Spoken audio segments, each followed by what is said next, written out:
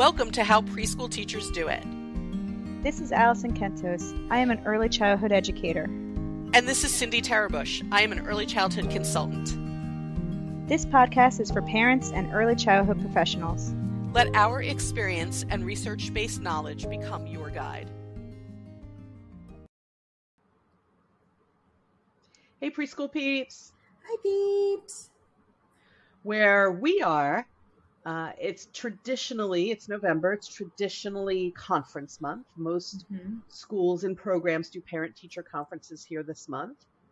And so we decided to do an episode that's sort of related to that. It's related to our conversations with families, but they can take place any time of year, these conversations. Plus, we know everybody does conferences a couple times a year usually. So you'll have conferences rolling around again if you still did them where you are or already did them where you are. Yeah. So, but again, I think for any conversation we're having with children's parents, something for you to think about, some food for thought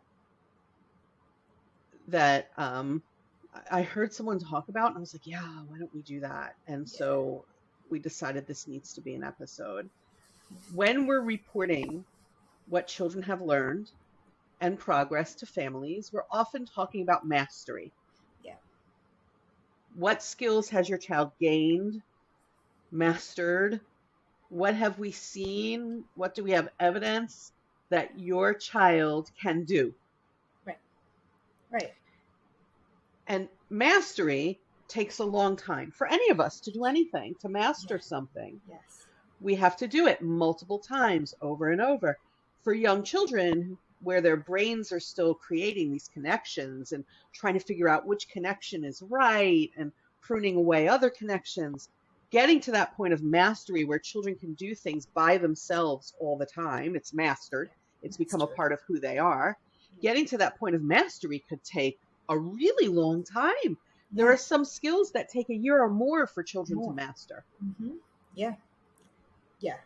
And I feel like we're breaking it down into like a little check mark. I mean, you're talking years went into that little check mark.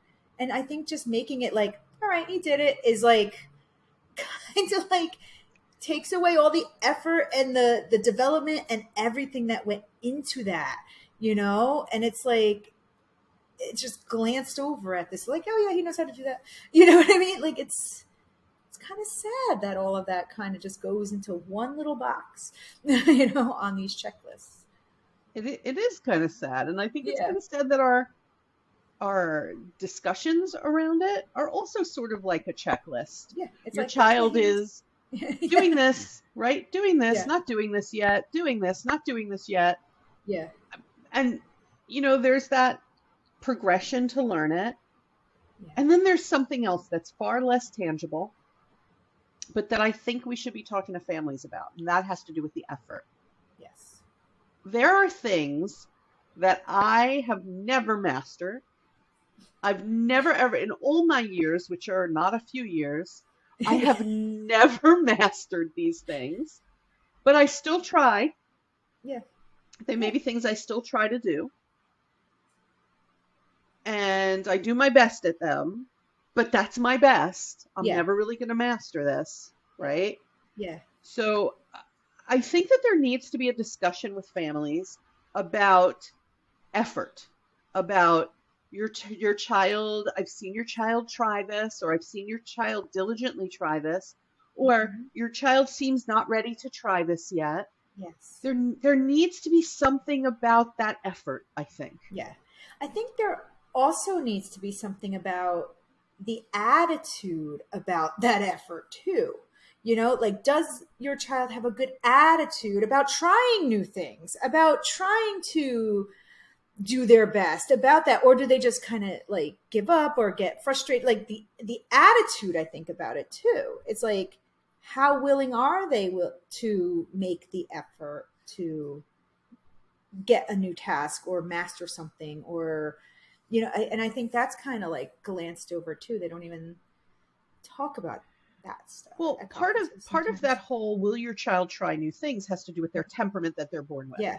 Some children are more hesitant to go toward new people and new things. Right. Some children are more likely to approach a new person or new thing or withdraw. But even those children who withdraw and wait and are more cautious and hesitant, when they feel comfortable, they may try. Right. We And I need to think give that them is, time. I think that should be talked about in conferences. Like if you know your child and you know your student as a teacher and you know that this student is not one that goes like quickly into situations, and it took them months and months and months to be like, to build up the courage to be like, okay, I'm going to try it. That should be commended. That should be talked about in these conferences. Like, hey, you know what? It took her a good 2 months, but you know what? She didn't give up and she went and she did it. And like, even if it was like, she just put her little pinky toe in, you know, I was like just that. I was just thinking of putting toes in water. Oh my gosh. I was just thinking it's like when you dip your toe, you're so scared of the water and you dip your toe and you back out. But that should be like celebrated, I think, you know, like that small little effort was a lot for that child to do that day. It took months for them to get to that point. And I feel like if we don't celebrate it, then they're going to be like, why did I even bother? You know? We tend as a society to not celebrate that. I want to go back to the pool thing, right? Yeah. When you think about children at the pool and you're trying to get your child to go into the water and they dip one little toe, we don't usually applaud that. We say to them, oh, come on. Oh, come on. The water's fine. Come on in. You're fine. You're fine. Right? We do all this stuff that does not acknowledge that the child was brave enough to dip a toe in. Yeah. And I think that we need to say things to families like, you know, your child tends to be someone who likes to be cautious and likes to watch first. And that's part of his temperament. It's part of how he or she was born, right? Yeah. Which is, you know, we should acknowledge that, and we should be very accepting of that. We're all different in that way when it comes to new things and new people.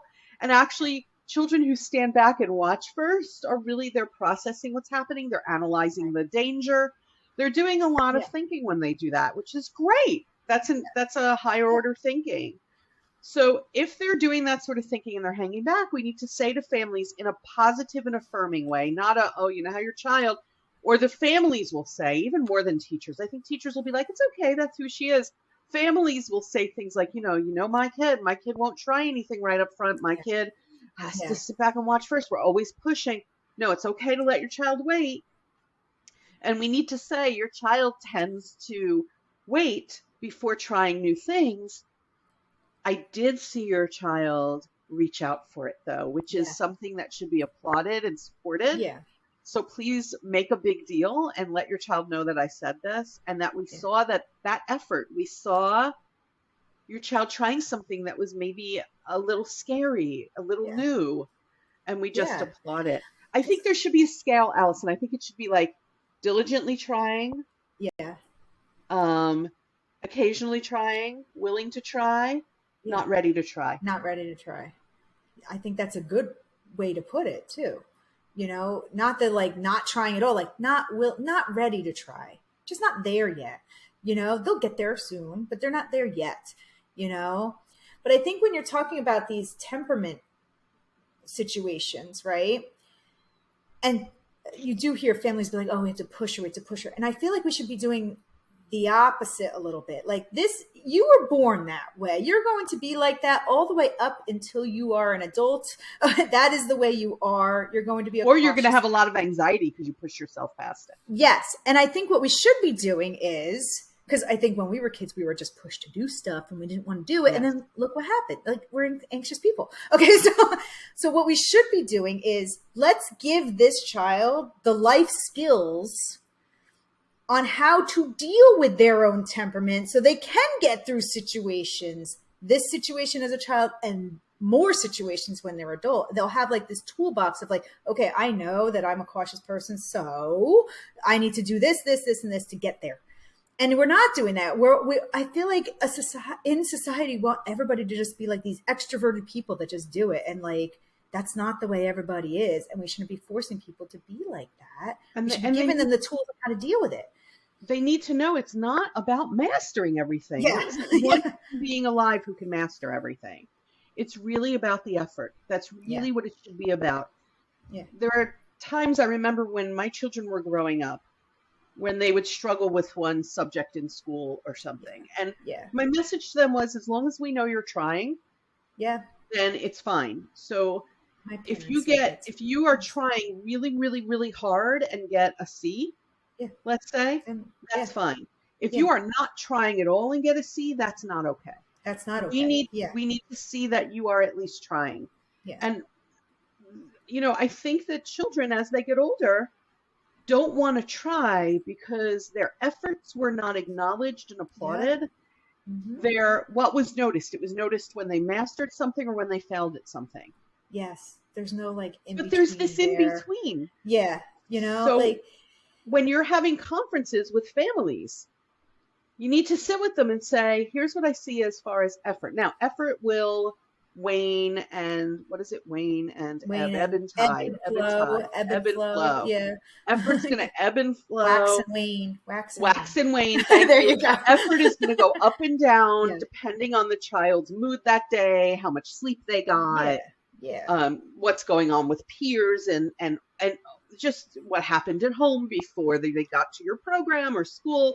Yeah. Lots of things can impact a child's willingness to try that day.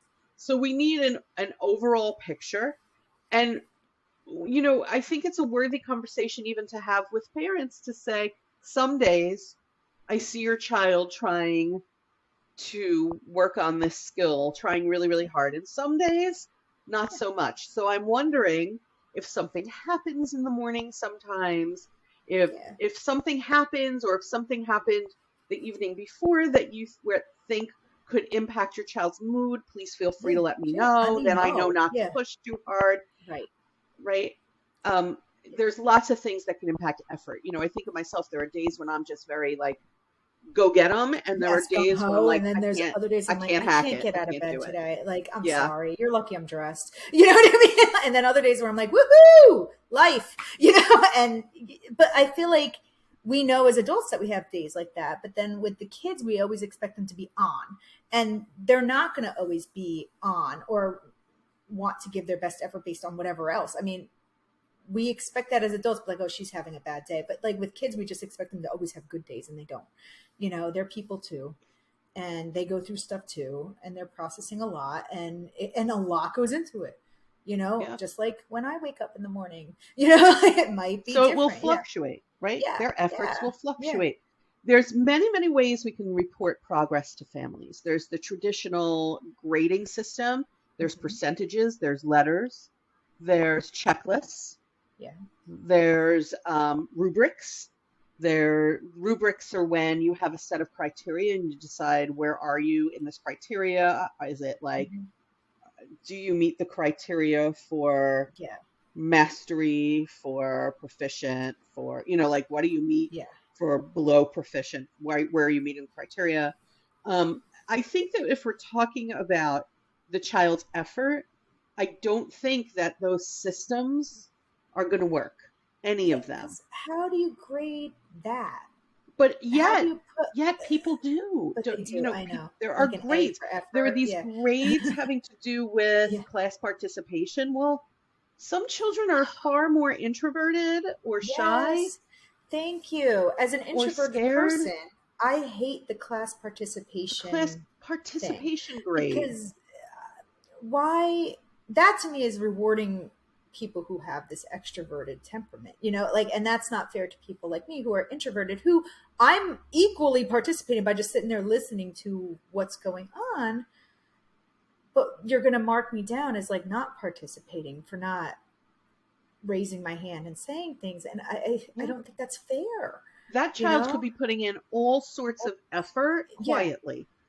So I think even more than class participation, which I don't understand why that's graded or part of a grade. Right.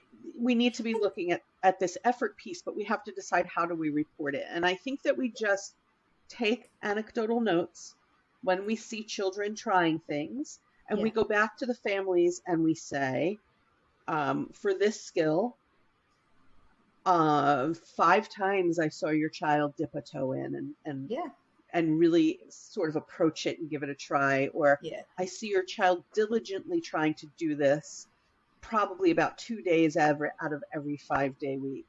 Because I think that gives us an idea even about the child's belief in themselves and their mood and all these things. But I don't think that it should be graded. Like, I don't think participation should be part of a grade. Yeah, no, I don't think it should be either. And checklists are not my favorite thing. Checklists are black and white, this or that. Yeah. You've done it or you're not. And yet, like, I feel like in a lot of like early childhood settings, that's what they use, these developmental checklists. We want to put like master, master, master all the way down. And then I feel like you hand that to the family and they say like, oh, look, but they didn't get check marks on all the mastery parts. It's like, no, well, they shouldn't. And there's no like, what's the word? I don't know, anecdotes and all that like stuff, that personality that goes into that. It's just, here's your checklist. Here you go. It makes it so like children aren't treated as people. They're treated almost like, I don't know, what they can and cannot do, like machines almost. Like, and that's not the way it is. There are a couple of really good early childhood assessment tools now that while you are, as the teacher, you are determining mastery, the report that goes to families simply says things like, here's what your child can do, here's what your child will learn to do next. It's not about, it's not phrased in the way of mastery. Yeah. Even though that's what you're determining. So high quality assessment tools word it in a way that doesn't feel like that sort of mastery checklist. So, you know, if you're looking at, people may be thinking, what's a high quality tool for that, for documenting children's progress and reporting to families? A couple of them come to mind right away. One is Teaching Strategies Gold, and the other one is High Scopes Core Advantage. Those two come to mind right away. Those are the most commonly used ones in early childhood now. Yeah. And if you are in, like, say, a public school setting, and you're using these progress reports that are given to you from the school, which, let me tell you, when I taught kindergarten, those were lengthy and extensive. Okay. Mm-hmm. It was a lot. And it was. And did you have a place to report effort? Well, I had a place on every single thing where I could put comments. And that's where I would put, like, you know, Johnny mastered these things, is progressing on these things. His effort on all is great. Or he struggles with I use that comment section and would write a lot in there so that the parents would know, like, oh, okay, he is trying with these subjects that we're struggling with at home, or he's not, maybe we need to put a little bit more into this. Use those comment sections, because otherwise it does just look like, I think it goes like satisfactory. I forget what they are. It's crazy. They've never changed that apparently from the time I was young. No. And we're talking kindergartners who are 4 or 5 years old, turning 6. Like you should have, it shouldn't just be a box on a computer that you check off. So use the comment section. If effort is not on your progress report, use the comment section to talk about the child. I think there are 3 things you want to make sure to put in the comment section. And here's how I would word it. I would word it as areas of strength. Here are your child's areas of strength. Here are your child's areas that would benefit from growth. I like benefit from growth rather than struggle, right? Yeah. Benefit from growth. And then the third one should be your child, you know, I see your child trying, or your child has tried, or your child is not yet ready to try this. We're going to encourage this. Yeah. Something about that effort. So 3 things: strength, growth, effort. Yeah. And if the child is not exhibiting a lot of effort toward anything at all, I mean, you all can call me out on this, but I think that that's an area of concern. Yes. And I think that I wouldn't write it on there, but I would say to the family, I really need some helpful hints as to what you might be doing at home to get your child to try things. Because I find that even when we give your child time to kind of settle into it and observe and be cautious, there's a hesitancy to try anything. Yeah. I think that's a conversation, not something in writing. Right. Right. I agree with that. And I think that conversation might give you the reasons why, you know, for all you know, there is something going on at home. For all you know, they moved into this area and this is a new school and he's not comfortable. Like, you don't know. Like, the situation could be anything. But you'll learn it if you start communicating that to the families, because those families might open up to you if you're willing to open up to them. And all behavior is communication. Yes. Right. Yes. So even behavior around that effort is communication. Yes. Because when children are willing to try things, they feel safe and comfortable. That's Yeah. the communication. I feel safe and comfortable now. However long it takes them to dip that toe in the water, I feel safe and comfortable now. So I'm willing to dip my little pinky toe in the water. Children who are really, really hesitant or don't want to try anything, maybe that communication is, I don't feel so safe here and I don't feel like I can try things and be respected here. And I think that that's something that we have to think about as teachers and that we need to communicate with families about. And as a teacher, I need to reflect. I need to think, why? What is it? Am I pushing this child too hard? Are my methods not working? Is my method not working? Yeah. Have I not created a connection with this child? Yeah. I think we have to self-reflect when that sort of thing happens. Yeah. Yeah. And try and figure out if there's something different we can do. Yeah. Okay, folks, so when you talk to families, it isn't just about the checklist, the mastery. It needs to be in strength-based positive words about effort as well. Yeah. Because that matters. Okay. And speaking of effort, we would like to applaud the efforts of people in 2 different places for listening to this podcast. Yay. Super excited that from around the world, we have a location that we have not shouted out before, and that's the Czech Republic. Oh, yay. Hello, Czech Republic. Yeah, right? Hi, Czech Republic. Thanks for listening or watching, whatever you're doing, YouTube or, podcast app or whatever. So thank you for being there. In the United States, it's a state that we have talked about before. So we're going to call out a particular location within that state, and it is Charlottesville, Virginia, a place that I think we have both been, right? I've been to Charlottesville. I have been there. I love it there. I have friends that live down there. So hi, everyone. Well, maybe it's your friends. Maybe they could be gather my a friends whole bunch spreading of people. the words. Could be my friends spreading the word down there. I hope it is. Hi, if that's you. There you go. Next time I'm in Virginia, I'm gonna have to wave, pass by, stop in Charlottesville. Yes. Yeah. It's a lovely little town. It really is. It's really cute. Yeah. Very much so. Okay, folks, we will catch you next time on the podcast, and don't forget to join Patreon if you can. Yes. Right? We are putting extra content, posts. There are posts directly in Patreon, but one of the benefits of, correct me if I'm wrong here, but I think it's 3 of our tiers of membership. One of the benefits of 3 of our tiers of membership is that you get connected to us and each other on Discord. Yes. And you can just instant message people from all over the world and us. And us. And us. Don't forget we're there. Yeah. Which is cool, I think. It's a great networking, opportunity for everyone. Us too. Not to mention the merchandise that works its way all the way up to tote bags, but more about that. Then maybe next episode more about that. Yes. Okay. We will catch you next time on the podcast, folks. Bye, peeps.